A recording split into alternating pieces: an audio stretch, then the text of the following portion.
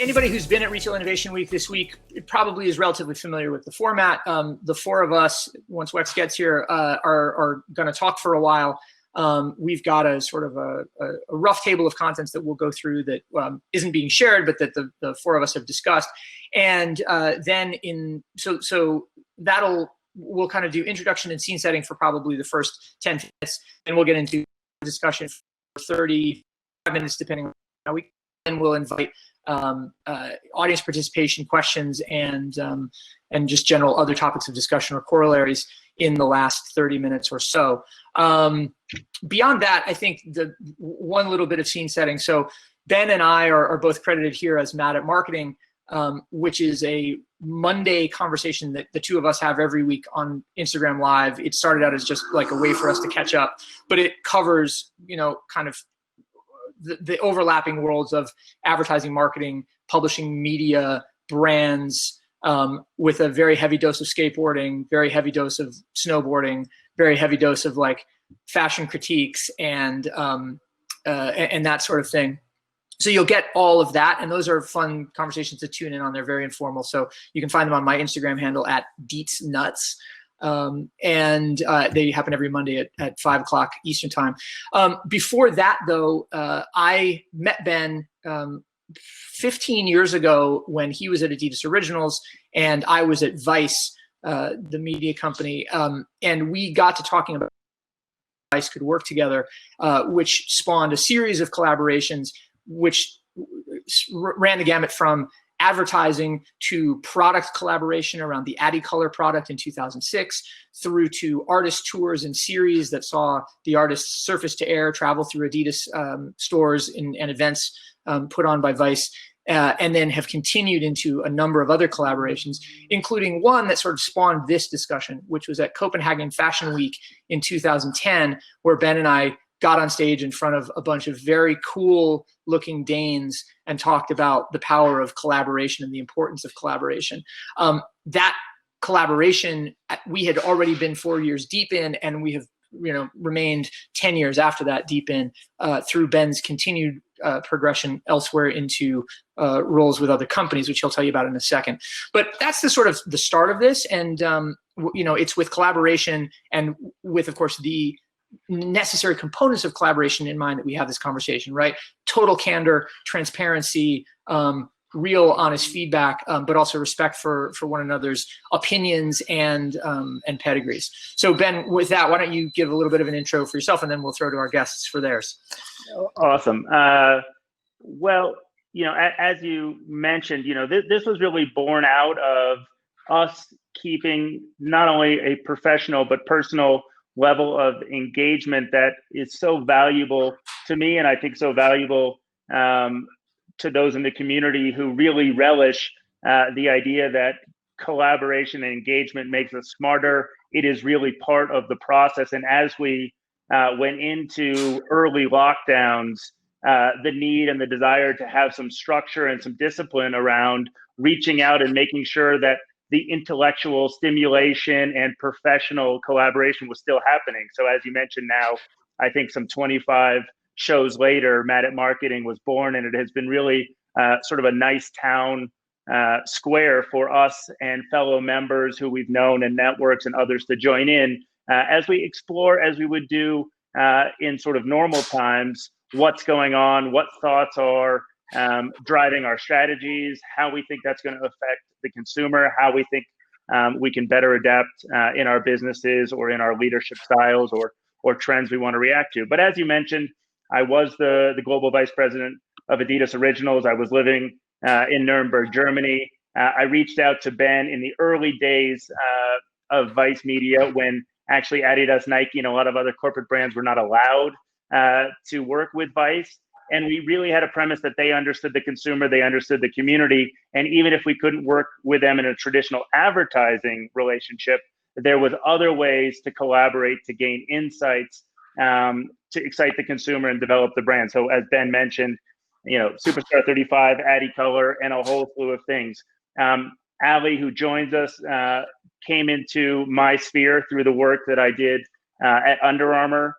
We brought her on and was an integral part of the success and the launch that we had with Under Armour Sportswear. And obviously she'll go to tell you all the great things she's done since then.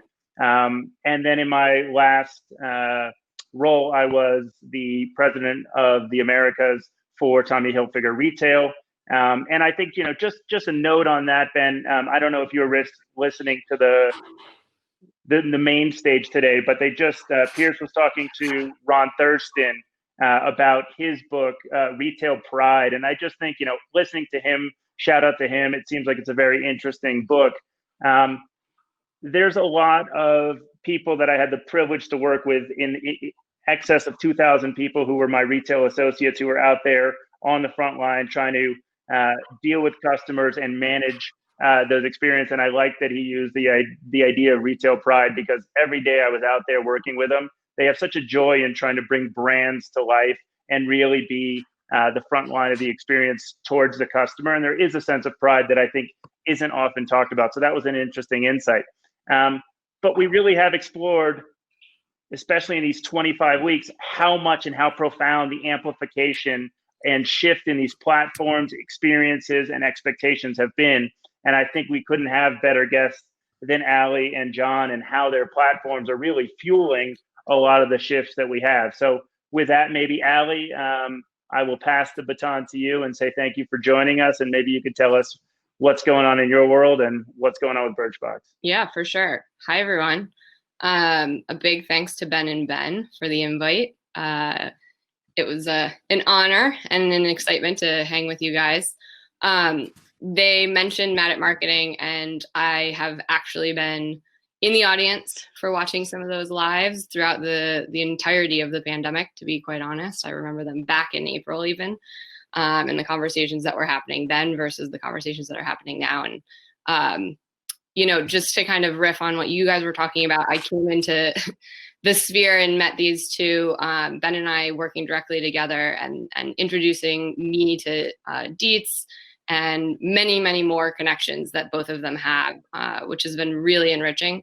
I would say that one of the coolest parts of kind of the networking that this group does is there's a lot of differences between the people that they engage with, and it's really to feed creativity and innovation and new thought, and they really welcome that rather than kind of surrounding themselves by exactly the same. The idea that there's new thoughts and new opinions is really critically important to the way that you guys are working, and I think that's a little bit of why I'm here.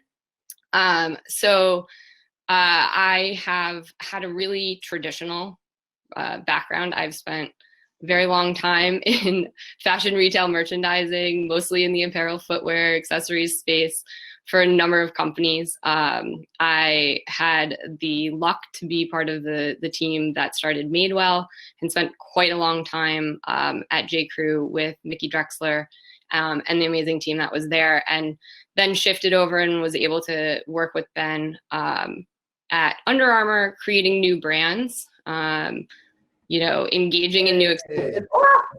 Yeah. Hey, there we Did go. it. Yeah, All you're right. in. So Wex, I don't know how much you were listening, but Allie's right in the middle of her introducing herself. So Wex, Allie, please continue, and then Wex, we're going over to you. I'm so sorry. No worries, Lex. Okay. I'm glad to see you. I'm glad you made it. All right. So just finishing up the time that I spent in Under Armour, mostly building brands with Ben, which was really fun, and really kind of all encompassing when it came to everything that we were doing. And then ended up building a category, a speed to market category, and running that for the Under Armour organization. And most recently I've been at Birchbox for about a year and a little more now. It's been amazing. I shifted into a completely different retail space, business model, subscription, e-commerce, direct to consumer, beauty, shifted complete industries, which was really fun. And ultimately taking all of those experiences to help drive them. So I manage and oversee the U.S. business. I'm the president of Birchbox for the U.S.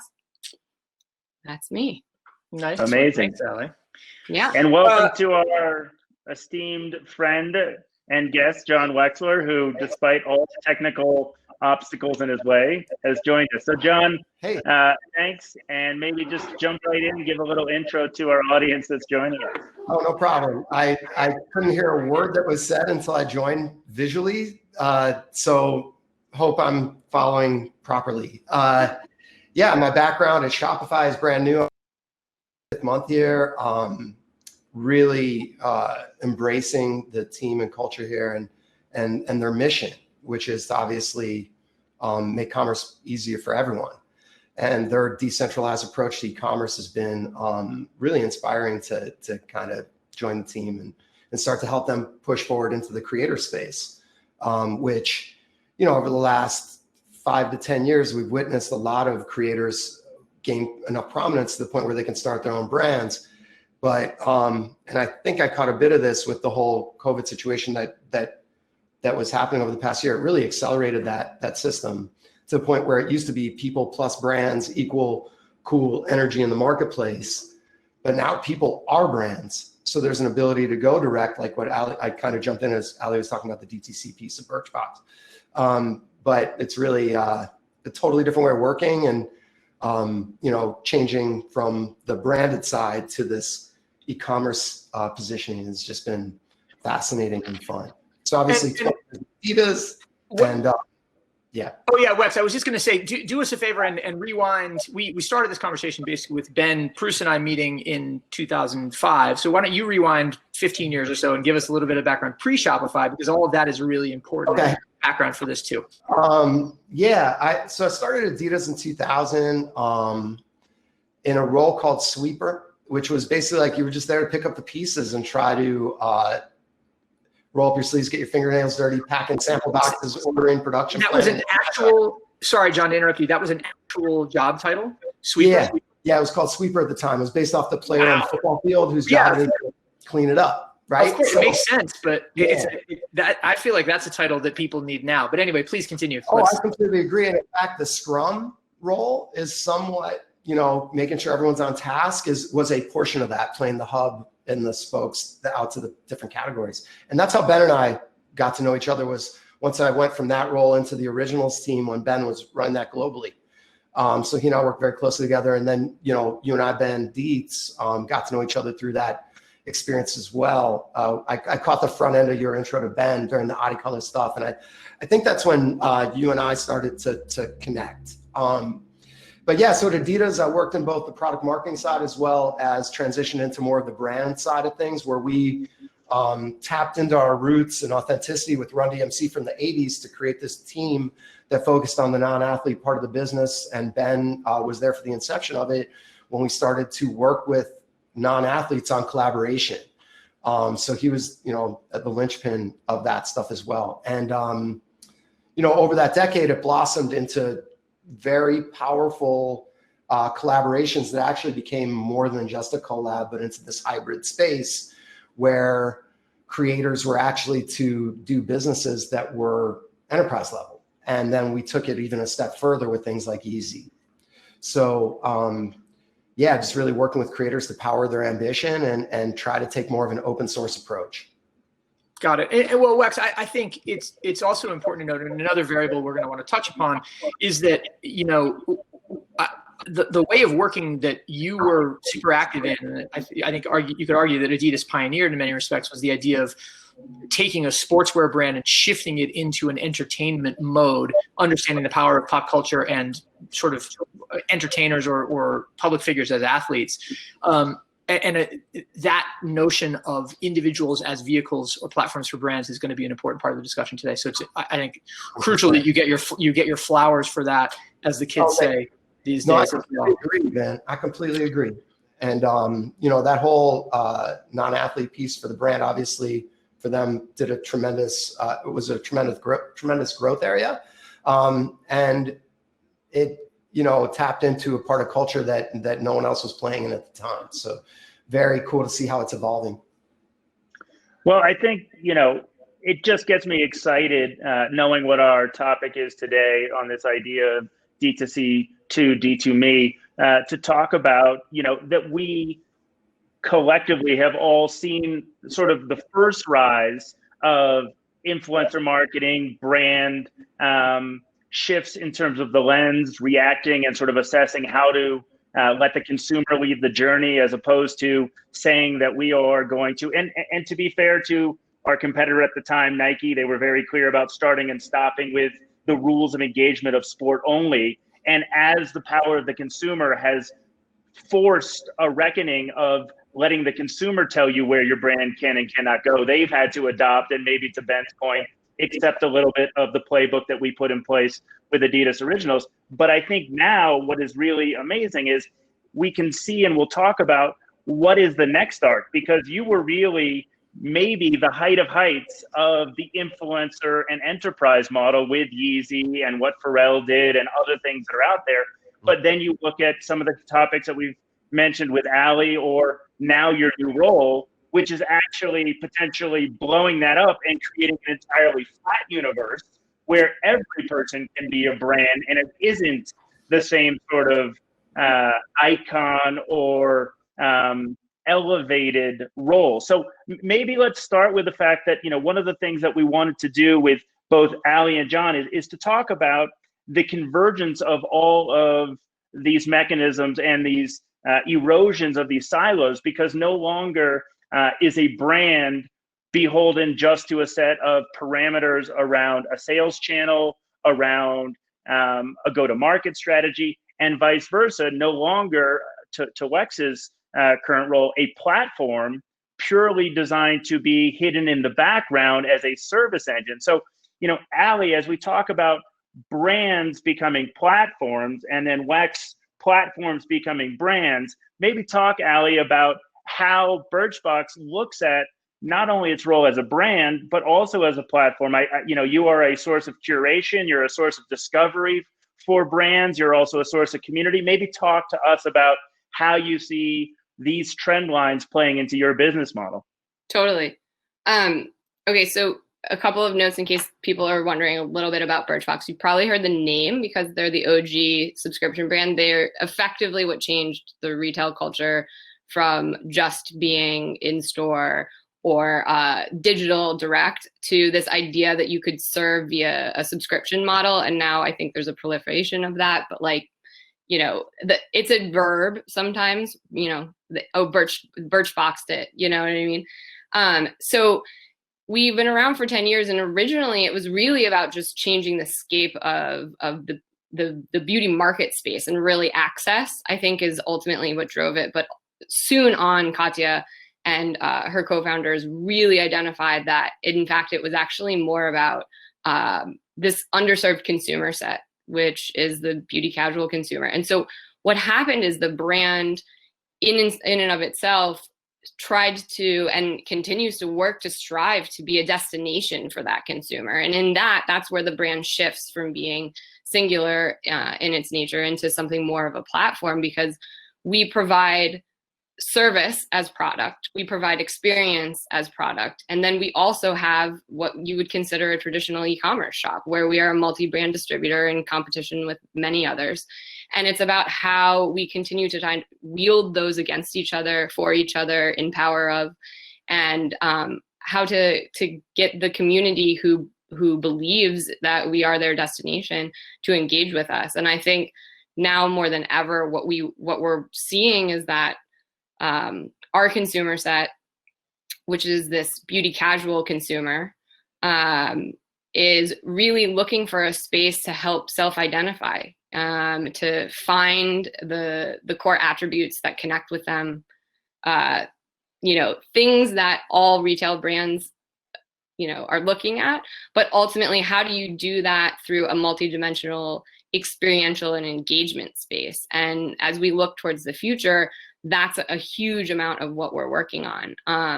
And, you know, a plug to Jon's world, we are in the midst of switching over from our very old tech stack and homegrown platforming over to Shopify to help pioneer the subscription, the subscription service that Shopify is managing and building out. We will be like one of the first. And so that's really exciting. So there's a really strong interconnection between the world that Wex is in and the world that I'm in, because we're trying to minimize friction, right? Like that's what we're trying to do. We're all trying to simplify that. And so that's a little bit, I think, about how that works. But Wex, how do you see it from your side? No, I completely agree. I mean, it's all about making the world smaller for the consumer to make it easier, while still offering them the choice and selection options on the consumer side, and then from the person on the merchant side, giving them the same type of ease of use and flexibility.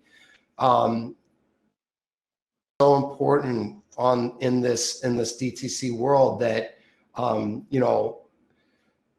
unless you're creating tools that optimize the experience for the consumer to get to that quickest destination as fast as possible, they might leave. And so we all have experienced that, and we've all probably done it ourselves. Oh, this got too hard for me to buy. Forget it. There's 1,000 easier people.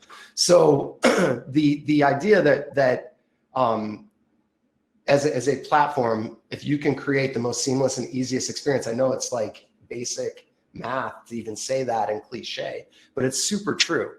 And is every step you overcomplicate things with, I've noticed, is kind of the kiss of death. And that's been a big learning for me here, is to obviously coming into the software space with this notion of MVP products, coming from a world with where you have to pour steel for every half size that you're going to make in a shoe. You have a very different approach to things. So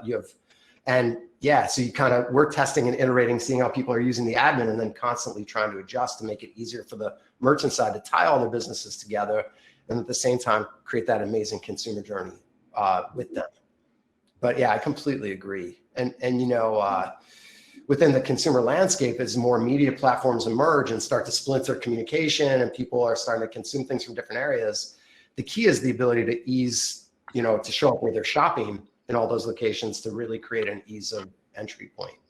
Yeah, we speak at length about content and community as initiative priorities within our organization. And that, I think, is really what feeds the ability for the consumer to participate in kind of this world that we're talking about, this like singular space that allows them to be satisfied on demand, right? Like, how do you ensure that the content makes them like clear and feel known? And it's not just about the product anymore. You have to create that world, which, you guys are very used to with your creators, because that is what brought people in. And I think that other brands are now trying to figure out how to do that without having to have a celebrity face behind that. No, sorry, if I can jump in. I mean, one of the things that I think also interesting, Jon, if you can talk about, Ben and I have brought up that there is only one channel anymore, which is the consumer. There are different paths, but the only channel is the consumer now, and there is a great flattening of that. And Allie talks about a couple ways to engage with the consumer, and I don't know if she prioritizes how they come into the funnel, but ultimately the key is to know the consumer and service them exactly how they want in the most seamless of way. And I think what's interesting, if you can maybe share with the audience a little bit, is as a marketplace, as a platform, you have clearly been a leader, now the second largest e-com platform in the world, about providing the seamless experience, and the idea that, like, behind the curtain, what the customer never sees should be so well done that they don't even feel it. I mean, that is the definition of success, is that it never has a friction point, and therefore without friction, you don't notice it. So brands like Birchbox and others can really focus on their consumer facing activities, building the community, building that experience, defining their brand. And now, if you agree with that, now there's a new initiative to also be a platform for brands to come out of this marketplace, and that takes on a whole new mission for you. And how do you see servicing both the continued mission to be basically the seamless engine that drives the perfect e-commerce solution, so branded people can build their brands and communities, and now also build brands yourself? The word community at the end that you use, because I think that's where Birchbox has had such strength, is they've created this community where now it's like, do you bring in I'm sure they're having discussions around how to grow that community. And in the same sense, that's where creators come in. And I think that was the big realization that a lot of brands made during COVID, when they could no longer create an in-store experience or really tell their messaging and stories. They had to, because of the way the last 5 to 10 years sort of wrapped around the influencer, social media influencer, YouTube, and various other platform influencer worlds, brands recognize that these influencers created even more of a community for them with COVID and their inability to really touch consumers in their lives in the way that they used to. So the creator platform as a whole became a much richer environment for people who had built up. There's really no difference between an influencer and a brand. The only difference is the influencer hasn't sold anything other than their personality yet. They've created consistency through the way they've engaged their community. Engagement is so critical.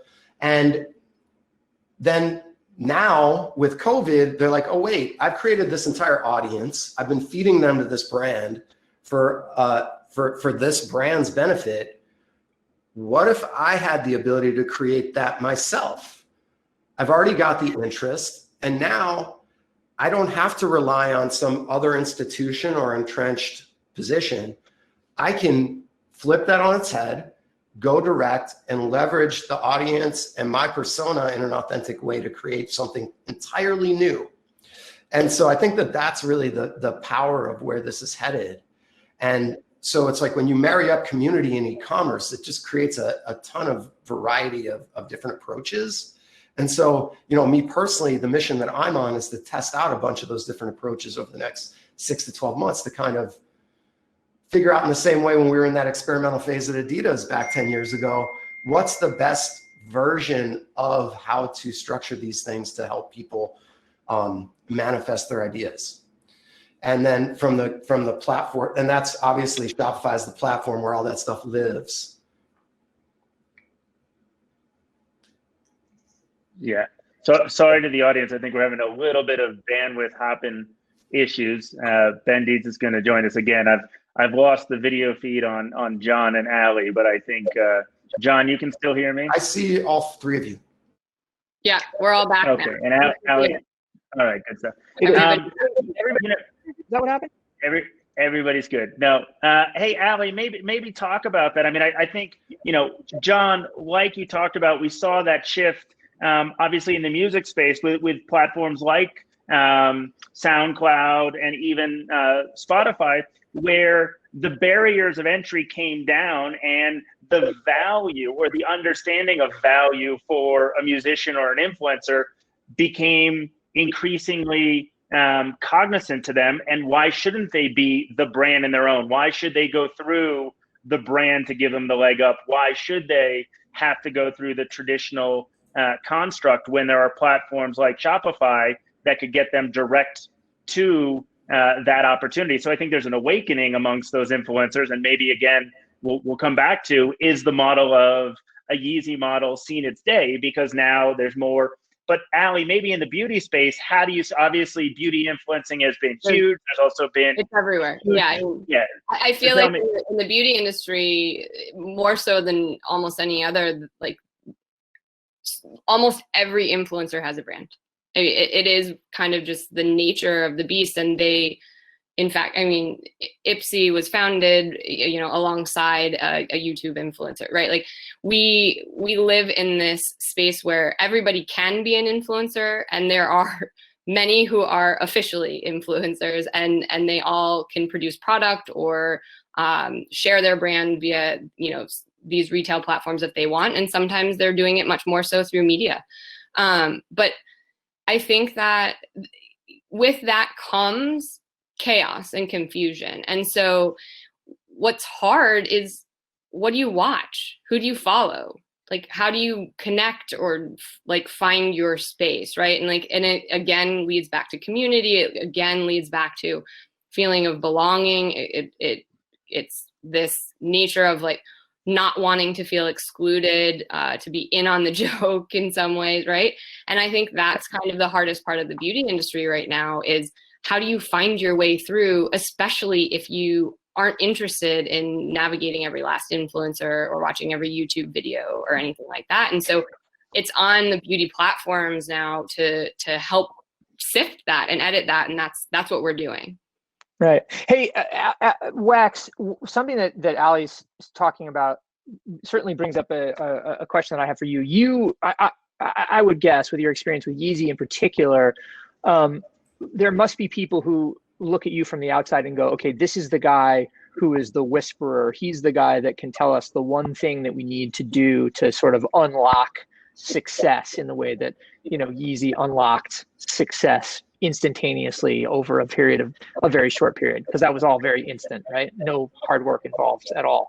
Oh yeah. I'm just joking. I'm just joking, obviously. But in seriousness, I wonder whether there are colleagues of yours at Shopify or customers of yours at Shopify, potential customers, potential influencers who are saying, hey, give me that one thing that I need to do to start off. And which could be as simple as going like, hey, you have to shout out your community every day, or you have to post every day, or you have to go get a new haircut so that you pop better on Zoom, or whatever it is. I can't imagine it's ever that simple, but is there a sort of the place that everybody should start? So I think it just goes back to consistency and cut through,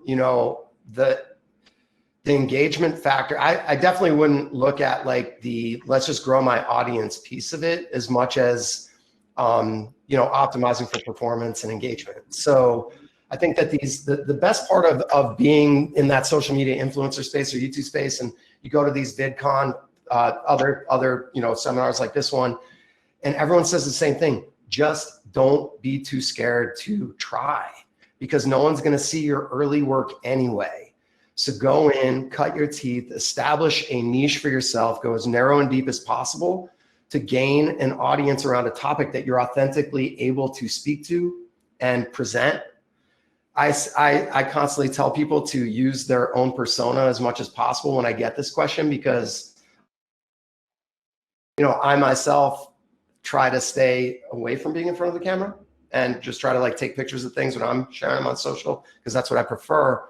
But I've found that by and large, most, your haircut comment is funny, but it's actually appropriate.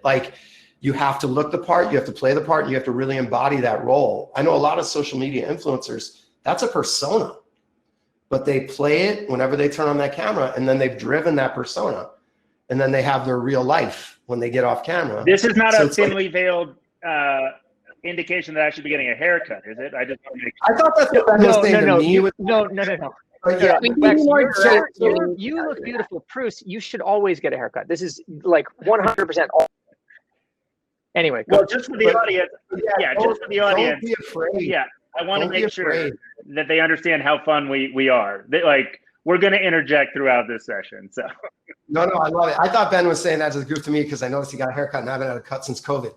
But what I was going to say is the idea that you need to have 1 million followers is bogus. There's plenty of people out there with 15 to 20,000 people that are they consider those people their friends. They're going to check on them. They open their phone. They want to know what those people are up to. It's a different relationship with humanity than anyone who grew up, who was born prior to maybe 1995 will really be able to fully comprehend.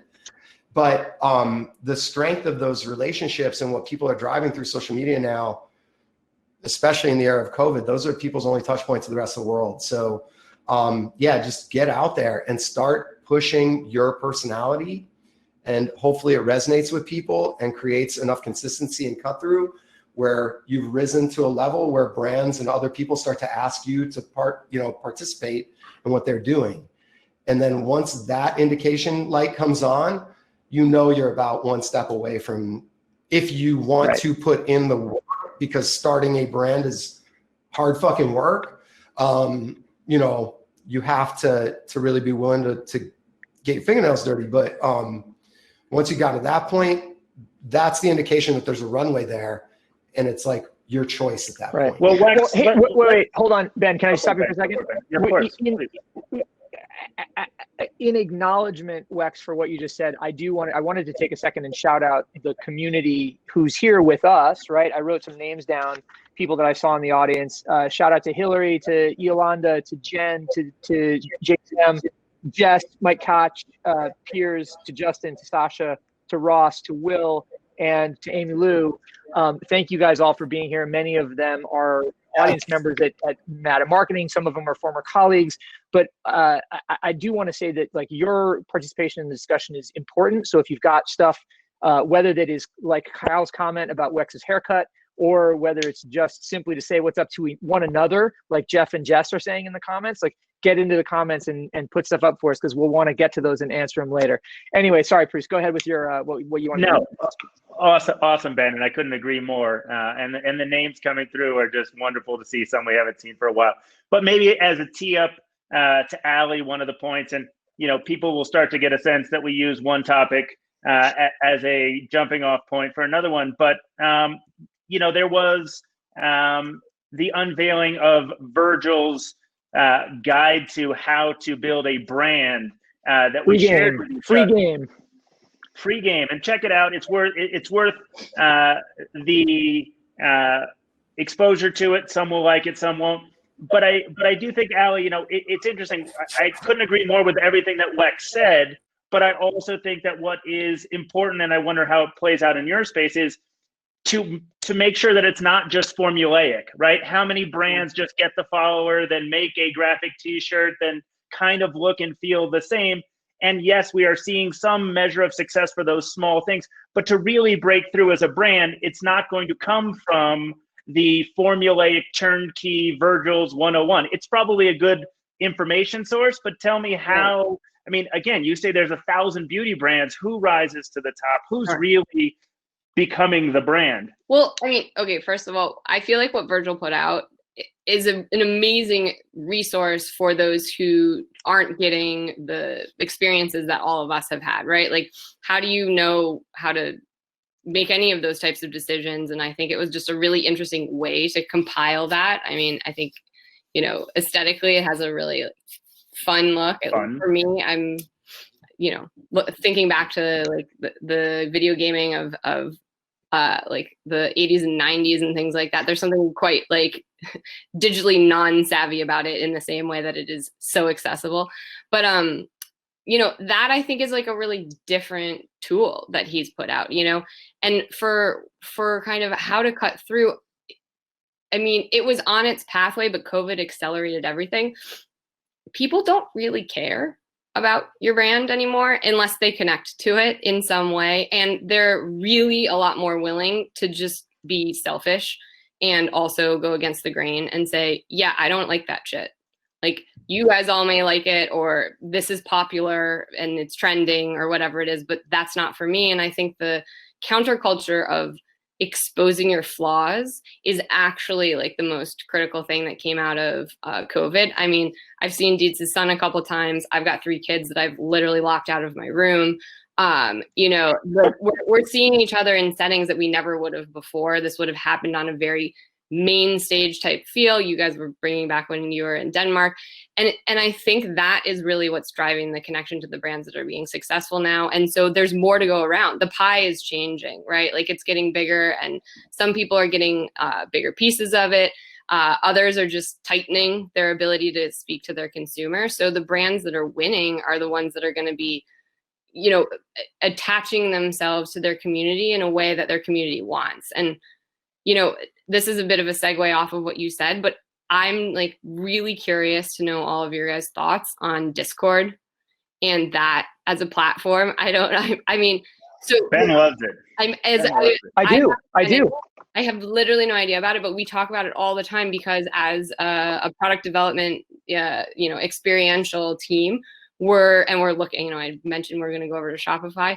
Like, we want to create the experiences that our customers need, and how do they want to communicate with each other, and how do they want to interact? And I think that is like so much more important now than if you've got the right logo on the right T-shirt. So Allie, maybe just a quick deep dive, because if we talk about the importance of the consumer and knowing the consumer and owning the consumer experience, and while you're giving rise to all of these brands, what is the relationship that you have with those brands? Because those brands also want to know their customer, and in many cases they want to service their customer. And so as a marketplace and a platform, how do you strike that balance, and what do you see that you offer them, bringing them into the community versus pulling them away from that mono branded experience? Sure. So, I mean, for us, we really are about like adding incremental, what I would consider like earned media for them in many ways. Like we're positioned to help satisfy a marketing component of broadening their audiences, prospecting and targeting, right? But we're also there to help them learn about this customer, provide the data that they need to know what kinds of products work, what's going to sell, what's not. We've got millions of users of data. We've got reviews. We have products. We can offer review services for products, and there's products on our website that have upwards of 50,000 reviews on them. So someone can go and learn about the types of consumers that want that and how they're reacting to that product type. And I think that it's all about us knowing that we serve this casual beauty consumer. We hawk Casual Confessions as a new content series. They're funny, and people think it's hilarious to write in. I mean, one of the ones, and I'm curious what your guys are, but one of our favorites, someone was like, "I just want to look like a glazed donut." We were like, "Yeah, totally." Right? But then there's also education, and that's another thing we do for these brands. Like, we help support clarifying, like, what is this supposed to be used for? How much am I supposed to use? When do I put this on?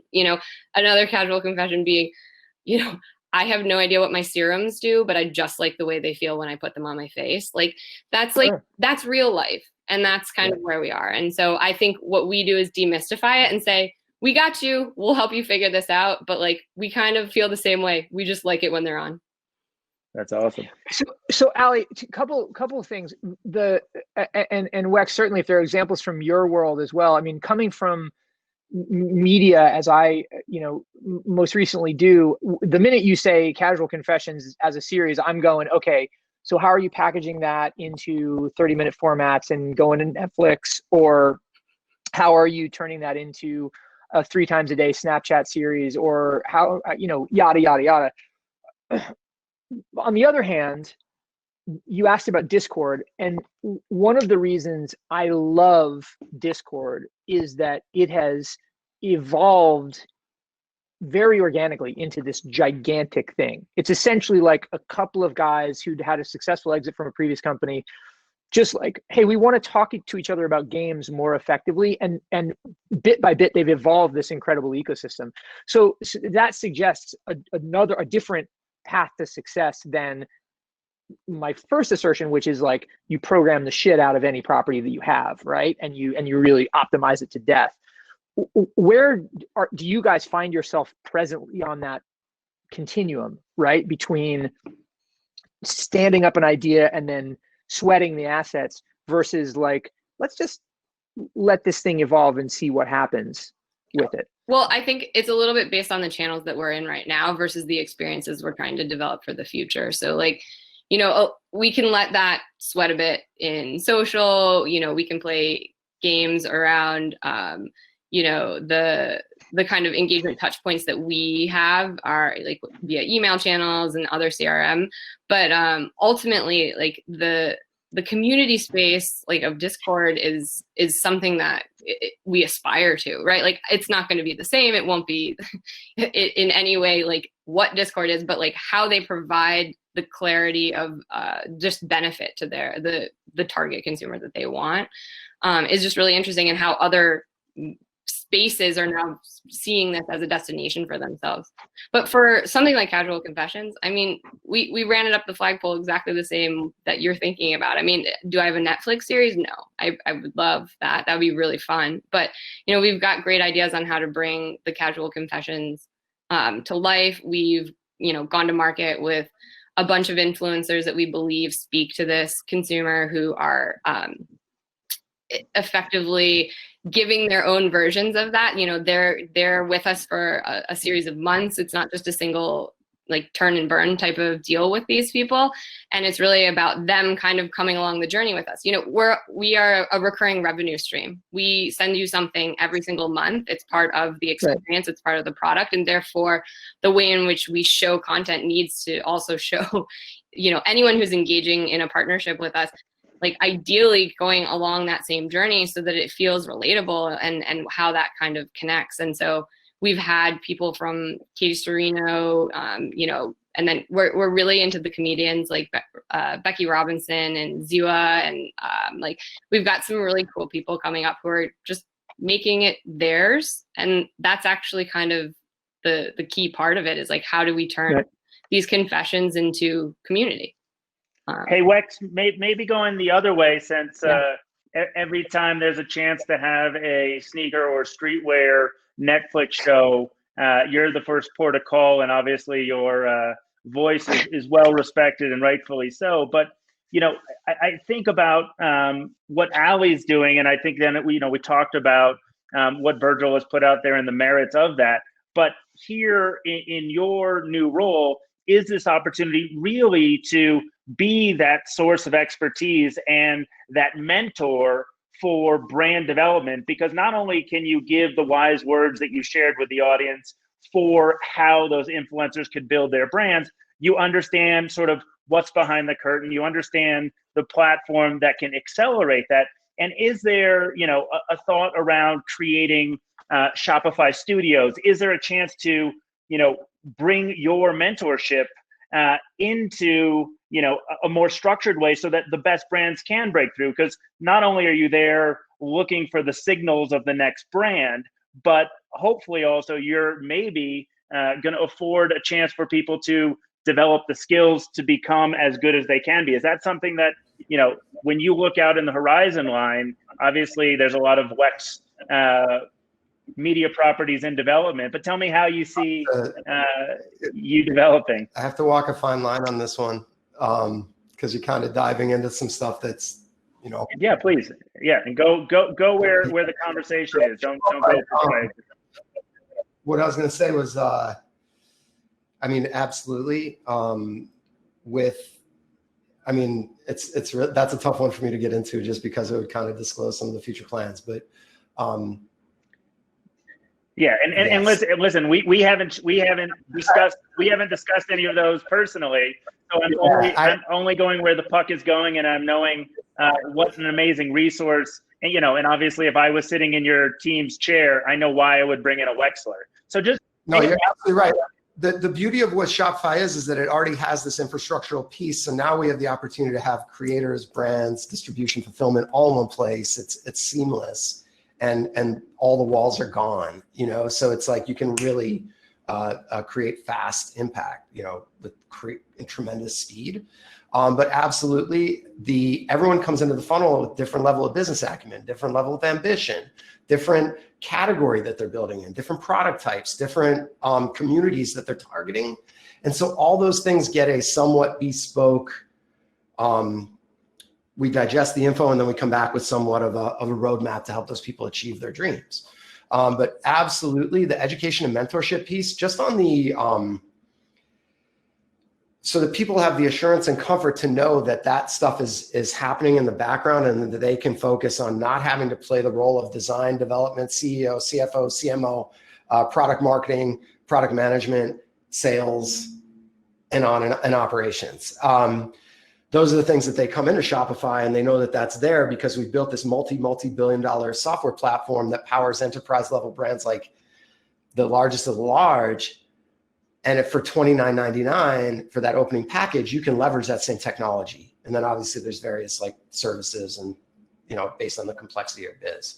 But absolutely the mentorship piece is probably the biggest gap, because everyone has an idea. Everyone is very confident that idea will work. But the mousetrap to build in order to get that idea out, and then how far you pull back the spring in order to create that demand, those conversations get really, those are the fun parts of the job, to be honest, because we get to work with very creative people who in essence are innovating on, you know, they're part of the cultural zeitgeist, who are pushing boundaries of what we will hear, see, taste, smell, feel for the next 5 to 10 years. I mean, even what Ali was saying about this notion of the accessibility of brands and people putting their heart out there to be vulnerable, and other people are gravitating towards that and caring about them in order to care about the brand, and willing to forego, you know, the bigger brands that they had bought all their lives that were more like nameless, faceless, and didn't have that touch point to. That's Kanye West. I mean, you talk about a guy who does nothing but present his flaws at all times. He's been doing that for a decade and rose to prominence through that model where everyone else tried to present this super polished version of their persona. So to see like the rest of culture following in suit, it makes total sense. You know, that's how the world has worked. He's created, you know, everyone knows what our history is, but like the way the culture is evolving now with what COVID did, it just changed what everyone's priorities were. And now people want to shop local. They want to go direct. They don't want to put money into these larger corporations and entrenched institution pockets that they've heard their heroes and the, you know, in the influencer space or creator space bash. Look how many musicians are going independent now. Look how many, I mean, it's just the nature of where things are trending. Yeah, and Ben, you picked up the article from GQ saying, hey, maybe the greatest luxury is going to be a personal relationship with a product. And I think that's exactly what Wex is talking about, is getting all the way down to the level. Maybe, you know, take that to where the conversation is, this idea that hyper-personalization, not just one-to-one bespoke, but a meaning, a feeling of being somehow emotionally engaged. You're on mute, Ben. Be polite. Darn it. No, I mean, look, I think it's interesting because it circles around in a strange way to what luxury has always been, right? If you think about you know, the beginnings of Louis Vuitton or of Goyard, they are bespoke products that are made for an individual customer and are monogrammed with that customer's name and are, you know, for a very particular use in a very particular moment. And so the feeling of getting back to that level of individualization is really significant. But the other part of it is that you supercharge it with data and with a universe of possibility. It's funny that one of my favorite news sources is Content Commerce Insider, which is a Substack newsletter that covers content and commerce, as the name suggests, in China. They published something today that talked about how Pinduoduo has personalized shopping pages for all of its audience, and that those yield 20% better results by virtue of that personalization.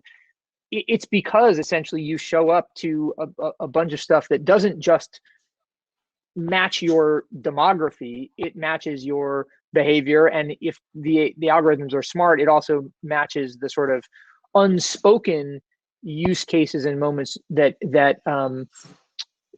you're going to react to, much in the same way as a really smart shop attendant would know the culture around you showing up and asking for a bag and would be able to suggest something that was, you know, a particular detail that was good for you. So I think in a certain respect, it's a return to, you know, heritage. And in another respect, it's like a supercharging of that return.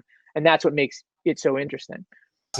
Well, yeah. I mean, well, I think go for it. I was just going to say I mean, a lot of the CRM systems these days, you know, email and all of that, like the data systems that connect in to allow us to create personalization, segmentation, like that's kind of the key right now. I mean, we've seen, you know, over 25% growth just by resegmenting the way in which we're targeting various groups and cohorts via email. And you can completely change the dynamic of your success rate, very similarly to the experience that you're talking about. And some of it can be through that experiential way, and then others are more this like direct targeting type of method. To make someone feel seen, right? To use a term that's overused. Right. But super important. I also, not to contradict myself though, but I also wonder, I am highly skeptical of that over segmentation, over data targeting thing as the ultimate solution, because I think what it does is it strangles spontaneity and serendipity.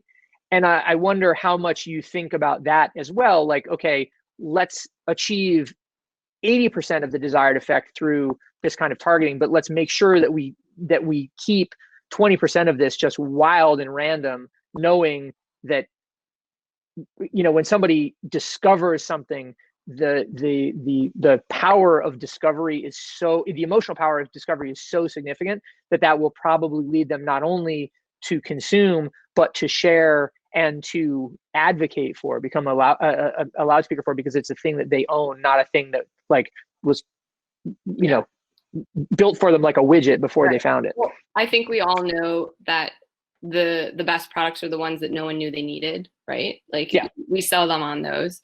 But at the end of the day, I think the critical piece of what you're talking about is that like you can't create the experience to put somebody in a box. Like you can't just isolate them from everything else. So you want to find the spaces that allow you to target or personalize or whatever term you want to use, segment, and then where are the spaces where they just live free, right? And how to make those do the work for you so that when you're segmenting and targeting, they don't think it to be like inauthentic, right? Right, that's fair.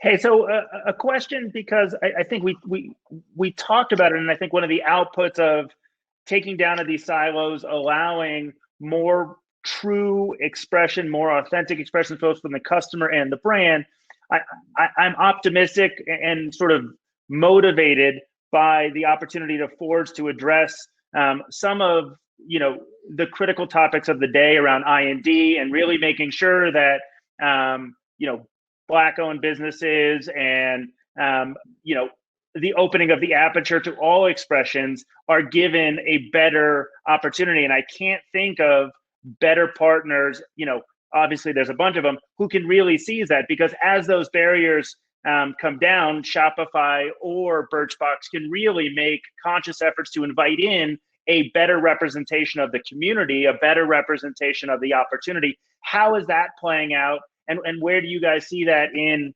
your given roadmaps? Because I think it's a wonderful opportunity to try and do our part as corporate citizens to make sure that those voices, those creators are being heard without the barriers or the historic constructs.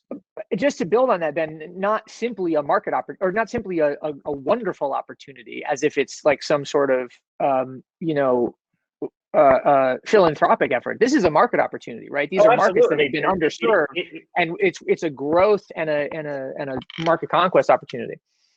100%. So I think I'm grasping what you guys are talking about, because so I had some technical difficulties in there, but I think that like the, you know, it goes, and you mentioned the Virgil site that he dropped yesterday. That's not an e-commerce experience. That's just an experience to learn and get that you know, understanding and information that you know, people who grew up in research aren't exposed to.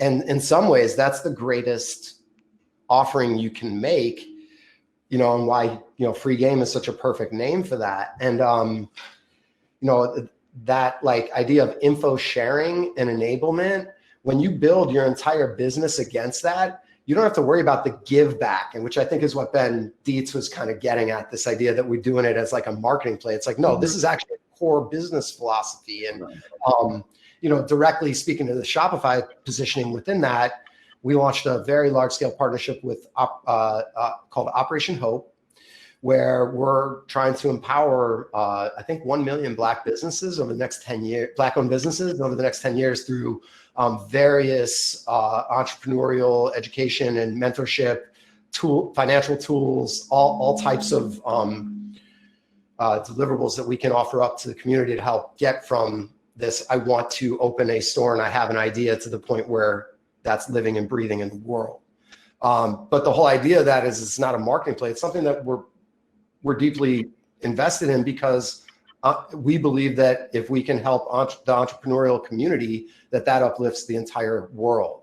You know, the passion with which the team at Shopify cares about their merchants and the entrepreneurial world is, I've never seen anything like it. It's just like, it's really inspiring. And you know, the especially with like the idea of doing things that will elevate the world, whether it's carbon footprint, environmental sustainability, human rights issues, all those things. And you know, because there's been, I mean, let's be honest, like governments have dropped the ball on this, so corporations are stepping up. That's what I think. In the beauty industry, it's a huge topic and absolutely something that everyone is focused on. And we, you know, as a company, have always had our own initiatives, but absolutely amplified them all, like throughout the course of the events of the year.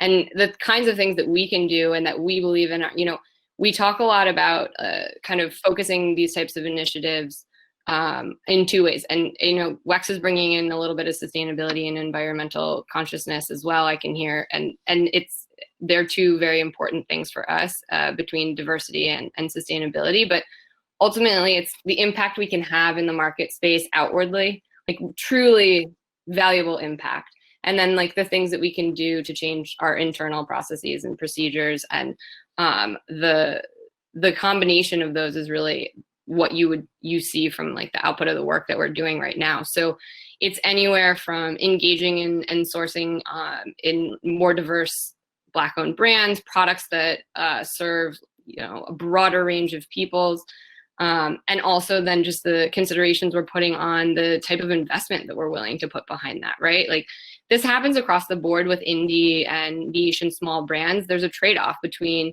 what they can get for marketing and reach and the growth of their brand versus the dollars that they have to invest. And we do this with any set of brands. It doesn't really matter if it's, you know, specific to a diversity initiative or not, but like, you know, we can support them in helping them get off the ground and get in front of people in a dynamic variety of ways. You know, some people can't even make samples, and everybody associates our business with samples. And we know that sometimes we can introduce you to manufacturers. You know, we're working on a couple other things I can't talk about. And then there's some things that we do where we can compensate from, you know, and monetize the cost of something in a way that may be different than if we're working with a large conglomerate corporation where we know that they have the means to be able to back that themselves. We also have just been sharing our platform. That's a huge driver of being able to create, you know, change within our industry, is just giving it over to someone else. And that's been really fun. And Allie, talk about that. Sorry to interrupt you. Talk about that a little bit. When you say giving over your platform, what do you mean as a specific example? So back in October, we partnered with a brand called Brown Girl Jane, and they also have an initiative called Brown Girl Swap. They're a trio of founders where I was connected to Ty Beauchamp, who's one of them, who handles a lot of their brand-facing things. She's a powerhouse in her own right, but helped found this CBD-based, Black-owned wellness brand. And we began carrying them and began offering their products in a way and an ability to expand their points of distribution and exposure. But we love them so much, and we've had such a great time, and they have connected us and brought us into the fold with people that they know and have been so generous with their acceptance of us and the work that we're trying to do, that for actually in about a month now, they're going to start taking over portions of our Instagram handle. They're going to take over our content series. They have personally sourced and produced product for our shop and for our subscribership. So really kind of being like, hey, we'll teach you about the business we run. And then they are truly given the reins. I mean, they're powerhouse business women. So it's not like we're just handing this over to some random intern or something like that. These women are running their own successful industries. They're media facing, like all of it.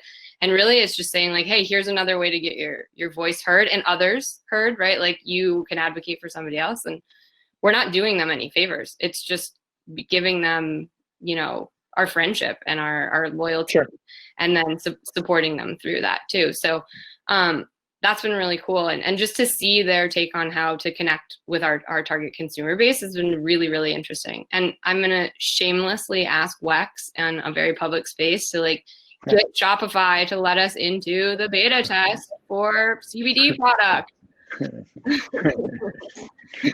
There you go. Mad at marketing, making business happen.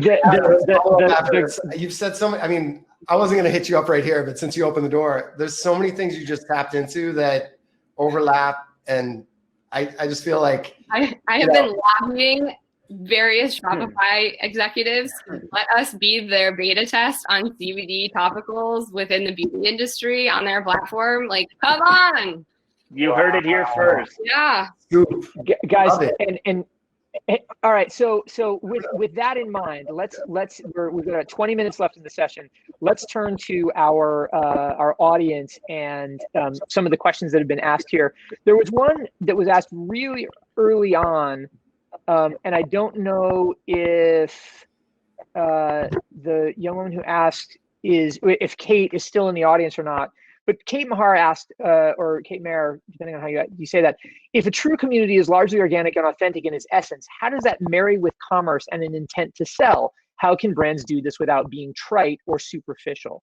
I certainly have a point of view on that.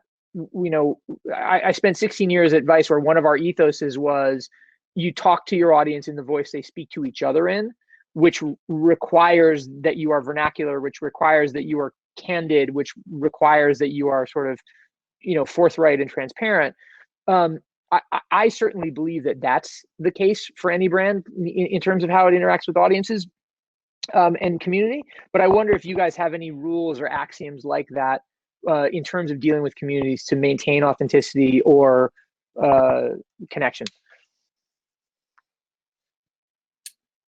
Oh, sorry. No, go ahead, Wes. I was just going to say that word authenticity. I know we've used it a bunch of times today, but I think that there's certain personalities who have somehow been able to stretch the boundaries of what they can authentically touch, where there's others individuals who, if they were to try that same thing, Ben mentioned the word formula before. There's no real formula, but if your persona is uniquely positioned within this lexicon of the world to do that. For instance, Snoop is such a uniquely positioned person who can do a cooking show with Martha Stewart, a gospel album, go on a tour of stadiums and sell them all out doing gospel shows. And meanwhile, in the 90s, we all know what the history was. So you're talking about a guy who has somehow created this Teflon coating and can do various things and always appeal to a market because of how he's been able to transcend, where there's other people who need to really stay in their niche. And the second they step outside, for instance, actually Snoop's a good example because he kind of proves and disproves, because I can definitely recall, and I see Jess in the chat, when we tried some stuff with him in the skateboarding industry where it was flatly, it was very considered controversial, let's put it that way, because he wasn't directly included in that world when we started with him. But over time, we created associations to make him more tethered into it from an authentic way. But right. Yeah, I would just say that the second you step outside, your consumers don't forget. And so that's those decisions about authenticity, you really got to measure twice, cut once. Got it. So Allie, but rather than answer that question, there's another question specifically for you. Okay. So let's move to that if you don't mind. So Ollie Best asks, great to hear that you're moving to Shopify Plus. Yes, indeed. Big news here announced in the chat or in the conversation. But with that move in mind, what do you expect to be the benefits / future growth opportunities for the business through this re-platform? So I guess it's sort of a question of what features do you think you're going to be able to unlock, and then what efficiencies are you going to be able to find that you lacked in your sort of homegrown solution? Yeah. So, I think the obvious one is just a much better shopping experience, right? Like faster site speeds, a more seamless site checkout, like one click, cart, all of the different things that you come to know with the efficiency of a platform like Shopify. I think there's a lot of interesting stuff going on behind the scenes with the teams who are developing their subscription service. And, they've had one, they're reformatting it, they're enhancing it. There's going to be a lot more to do there. And a huge portion of our revenue is driven by our subscription service. So in many ways, the Shopify platform enhancing our e-commerce business is like an amazing kind of, simple, like positive that's going to come out of it. But really, we're much more interested in figuring out what this subscriber experience can truly look like, and how Shopify and their tech experts and the teams that are working to make that more efficient really are able to kind of solve a lot of the problems that hinder us from giving that more seamless experience there. And so for us, I think it's also just a nimbleness of being able to play in the space that a lot of you guys live in. Being on a 10-year-old platform, we can't do things that you might imagine that we probably can. So Allie, I think you hit the nail on the head, and this comes back to Ben's pithy title of DTC to D2Me, and this is part of the strategy that you're implementing. And I think that, when we talk about DTC Generation 1, a lot of the driving metrics for success were convenience. Some people, like brands like Greats or Warby, were talking about value for money. But I think, as we look towards this idea of the personal relationship that we're talking about, moving from just price, convenience into community, into context, into, I think you've really highlighted, one of the first or one of the many steps that you're going. Does that land true about like this title of you were an e-commerce platform, but you're really having to become a multitude? I mean, Ben, Dietz, and I talk about the convergence of you're no longer a media platform. You're no longer a direct-to-consumer platform. You are redefining what brands and communities are, and commerce is a component of that.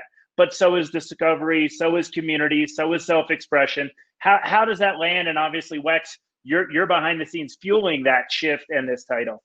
Yeah, I think that the big difference is most people actually don't consider us an e-commerce site. I think a lot of people primarily consider us only a subscription service.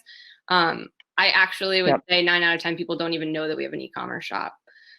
So bizarrely, I think Shopify will amplify that and help us to do that in ways that we're excited to, promote it and prioritize that. But ultimately, everything relates back to this replatform in our ability to change the actual customer journey through any portion of the site that we're asking them to engage with us on. And I think that's what we're most excited about. And look, like it's not Shopify that's going to do it, but if we get all of our engineers off of dealing with the hurdles that we have and the band-aids that we're constantly working on of what we have right now, which is like, really generating an amazing business, then just think of the amount of time they have to be able to kind of build new and explore and innovate beyond and kind of tap into the powers that we could add on top of. And so I think that's one of our key excitements about getting there. Like it's very much a first step into a huge change for our business.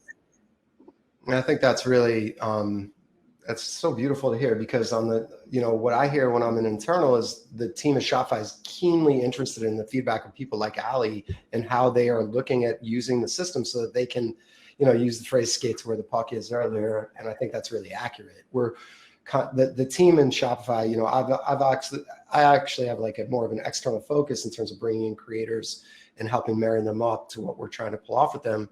But from the internal side of things, when I'm in meetings, all I hear about is merchant love and how to make that experience better and really problem solve and try to anticipate where the problems will be in the future, but also taking real-time feedback. And in fact, right over the holiday, our CTO just tweeted out, hey, I know I love to drink the Kool-Aid here, but please tell me what we could do better. And he had a massive outpouring of love, but also people were like, I want this, I need that. And we're looking at every data point we can to figure out how to improve at all times. It's really powerful. And sometimes it's about doing less, because if you overcomplicate these systems, it can cause confusion. So sometimes it's about putting out that MVP and then evaluating and saying, well, maybe if we did this, remove this and this, it would make it better. So, it's just like constantly staying curious, I guess, and recognizing that the world needs more of what we can offer and what people like Ali are innovating, and then finding those places where we can partner up. Maybe it's a CBD beta test, who knows? Hey, so guys, I wanted to ask that question. We have one more from the audience, but I want to ask a question quickly too. It feels like through this conversation we're edging towards a beautiful marriage of Birchbox and Shopify around both the e-commerce platform and potentially a CBD test. Aside from your opposites here in the conversation, who is a brand, or who is an actor, that could be an influencer, that could be a larger entity that you'd really love to work with in the upcoming year, and is sort of on is in your sights? And Pruess, that's a question for you. Oh, too. I thought you were asking if I wanted to be that influencer. I'm already, removed from that. No, that you influence enough things already. But no, Allie, Jon, like perfect, ideal targets or dream collaborators, and Ben, for you as well. I can jump on this first, Allie, if that's cool. I'm targeting people from a proactive standpoint in terms of markets that were decimated by COVID and where we can add value. So, obviously in the entertainment space, that's music, art, even fashion to a certain extent, although those fashion brands are to flourish, according to the data we see, that post-COVID world experience of how you interact with those brands is totally different now. And then, within the art space, all the galleries were shuttered. And then within the music space, there's no more concerts or touring. So it's just like everything got flipped on its head, and all those spaces can now be reimagined. So we're trying to put that sort of plan together against those backdrops. And then the individual. So artists wanted, in other words. Yeah, I guess so. Creators, I would say, because to be honest, like I'm not joking. When you were asking the question, Mad at Marketing was the first thing that popped up, because the reality is as long as you're pushing a point of view and have an audience that's curious about it, there's an opening. It's just what you do to create that roadmap to get to the point where you actually have people saying, "Oh, I want more access. I want to buy something." Ben and I will be following up with our business plan for the Mad at Marketing merch. The YouTube community's really mastered that, though. I mean, if you look at what Mr. Beast did with the app that he just launched and that burger plan that he did right before the holiday, he reimagined that whole journey with existing platforms, really, a ghost kitchen, a delivery system like Uber Eats, etc. But by taking his audience there and pointing at it and creating the excitement and hype and energy around it, it was totally new and unique. And so, I think the YouTube community is uniquely positioned within that space, because they're constantly like this, buy this, engage with me. And they're really in their comments interacting. So, I think as long as you're doing that communication and creating that with your audience, everything's an option. It's just, what's the cleverest and way to get there. Yeah, well, and it's funny because Piers of PSFK, who is, our major domo executive sponsor of this discussion in many respects, is just saying that one of his favorite aspects about Shopify is how in 2008, when everything collapsed and everyone lost jobs, a world of creatives turned to Shopify to launch new businesses, and it's sort of a similar thing is happening now, which is awesome. All right, so Allie, ideal collaborators, people you have in your sites, dream, I don't know, partners. I think the way that we've been approaching it is really just, who can communicate our message and the message of the casual consumer, and who's like relatable in that way. And I think for us, I would be lying if I told you there's like an exact partnership that like we're like trying to coax to make come alive or anything like that. But like, for us, it's not about like the cool factor. What we really need is like to find someone who has the same point of view on the world that we do. And so there's large corporations that can do that. I think about places like Aerie and like their Aerie Real series, and like there's just like real humans and real people, and be like normalizing imperfection and things of that nature. But then there's a huge slew of influencers, women, men, because we also have a grooming service, that really have the ability to just educate. And I think educators across the board can be anything from professionals to just normal everyday people. And that's really it. And so for us, the partnerships are more along the lines of these like unique initiatives that we're trying to tackle, right? And so then who fits into that? And how do we make sure that it's beneficial to all of us? And I don't know, pretty straightforward. Got it. I thought you were going to say Beyonce, but that's as good an answer, right? Is the multifarious world. Okay, so last question, then we're going to give the last question to Rashab, who writes in the comments on a related topic of convergence based on what we were talking about earlier. Today, most great brands behave more like services versus products, especially with D2C or D2M. What kinds of pointers do you have in enabling new brands to think in a more convergent service mindset? And do you have any good exemplars of that? I think the Mr. Beast topic that we just referenced is a pretty good exemplar of that, only in that he, transformed his whole, positioning with his audience from, he actually has been doing that all along with, I'm going to give out $1 million to my audience or whatever. But the latest round of that and version of that was, I think, him as a food delivery service. And it doesn't need to be around food, obviously, but that was kind of the journey that he created.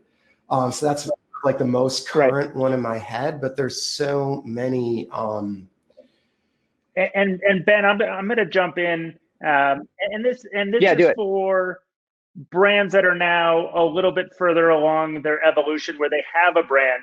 But I think to Jon's point, which he just, articulated so eloquently, is the idea of the seamless journey. And I think when you think about building brands, also building organizations that don't start out with, this is our marketing team, this is our e-commerce team, this is our merchandising team, but think of it as one seamless journey from the get-go. So you don't have to unplug or rewire further down the road or think about what his commercial expectations are on the sales side versus, but if you put the consumer at the center and you build an organization around the example that Jon just gave from the get-go, you are more inclined to be successful at each step in building towards where brands are going. Because then to his question, there isn't our D2C team or our D2M team. There is our team, there's our customer, there's our community. So I would, offer that that's a good way to think about how you set yourselves up as a brand internally for success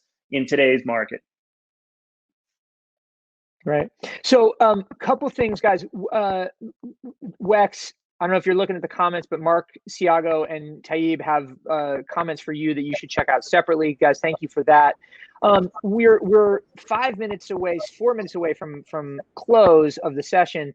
So I wanted to say, first and foremost, Wex and Allie, thank you for making time. Thank you for overcoming the technical hurdles, the time zone differences, the various levels of internet connectivity, and all the stuff that characterizes COVID communication. This has been a really fun discussion, but I wanted to obviously, before we end, give you both an opportunity, and Ben, you as well, to end on any sort of final thoughts, whether it be a bit of sage advice, whether it be an observation, whether it be just simply a shout out to the fact that James Harden is coming to the Brooklyn Nets, and we're going to have a powerhouse NBA team out here in the County of Kings. But anyway, just so what do you want to leave our audience with?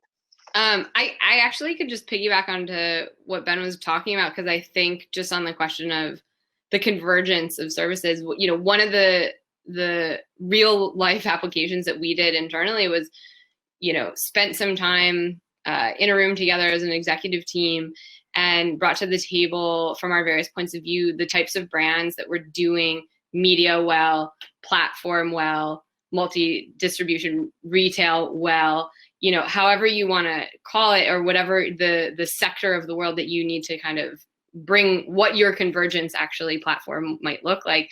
And what we did was we discussed those and why we perceive those brands that way, right? Like, why do you choose a specific brand to be an actual media company versus like a retail brand, right? Or whatever that may be. And that really helped us to kind of align our sights on the kinds of experience and functionality that we wanted to drive as our own platform. And so I just thought that might be interesting for the group to hear. And big Wex, thank you though, to you guys and doing this. It's been really fun.